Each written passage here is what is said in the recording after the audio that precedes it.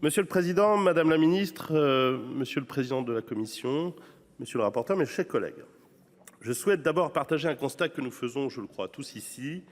Malgré des efforts constants, malgré l'empilement des dispositifs réglementaires et normatifs au fil des années, la protection de la qualité de l'eau reste largement insuffisante.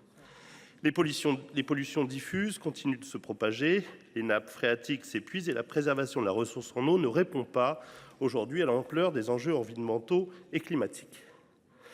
Dans le même temps, nos agriculteurs, soumis à une pression normative croissante, font face à une complexité administrative qui devient pour beaucoup étouffante. Ils expriment une lassitude compréhensible, celle de professionnels à qui l'on demande toujours plus, sans toujours leur en donner les moyens, ni même l'écoute. À ce constat s'ajoute une inquiétude profonde que je veux ici exprimer clairement quant au texte qui nous est proposé aujourd'hui. Les mesures envisagées, annoncées sont sans réelle concertation, sont déséquilibrées. Elles risquent d'aggraver la situation de notre monde agricole, déjà fragilisé par les crises successives, l'augmentation des charges, la volatilité des marchés et une reconnaissance sociale souvent défaillante. Ajouter une nouvelle couche de contraintes réglementaires dans ce contexte revient à jeter de l'huile sur le feu. C'est alimenter un sentiment d'injustice, voire d'abandon, chez celles et ceux qui nous nourrissent. La réduction mécanique de la surface agricole entraînera inévitablement un impact direct sur les revenus des exploitations. Et ce sont encore une fois les plus petites structures, les plus vulnérables, qui seront touchées les premières. Ce sont nos territoires ruraux, déjà fragiles, qui verront s'éroder leur activité, leur dynamisme, leur équilibre. Nous devons regarder cette réalité en face. C'est toute la filière agricole qui se trouve ici sous pression, alors même que la souveraineté alimentaire devrait plus que jamais être érigée en priorité nationale. Il serait également injuste et contre-productif de ne pas reconnaître les efforts considérables que nombre d'agriculteurs ont déjà entrepris. Grâce à leur engagement, grâce à l'innovation, à la recherche agronomique, à l'adaptation de leurs pratiques, beaucoup ont su réduire leur usage d'entrants, intégrer les préoccupations environnementales et modifier profondément leur matière de produire. Il est donc temps de sortir d'une logique qui oppose systématiquement écologie et agriculture, qui privilégie trop souvent la contrainte à l'accompagnement et qui oublie une chose essentielle, la transition écologique ne pourra réussir qu'avec les agriculteurs, jamais contre eux. Nous devons repenser en profondeur notre manière d'agir. Il faut privilégier des politiques transversales fondées sur la concertation, l'écoute, le soutien technique et financier et la valorisation des bonnes pratiques.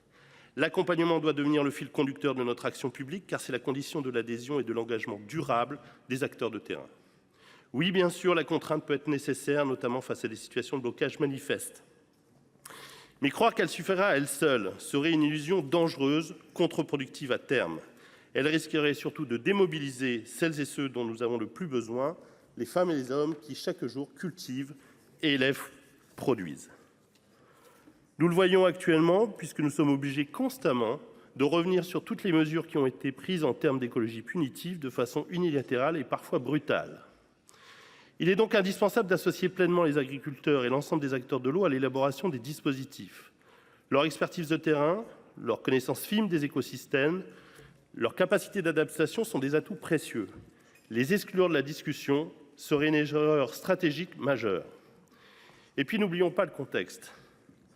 Alors que le gouvernement a engagé un travail de fond sur la protection des captages et que la crise agricole reste vive, il serait irresponsable d'adopter dans la précipitation un texte qui risquerait d'entrer en contradiction avec les orientations à venir. La décision parlementaire doit rester un temps de réflexion, d'équilibre et non un réflexe de réaction. En conclusion, j'en appelle à une approche plus juste, plus équilibrée, plus responsable, une approche fondée sur la concertation, l'accompagnement, la justice et l'écoute des réalités de terrain. Oui, protéger l'eau est une nécessité absolue, mais cela ne peut pas, cela ne doit pas se faire au détriment de celles et ceux qui nourrissent la France. Travaillons avec nos agriculteurs et non contre eux.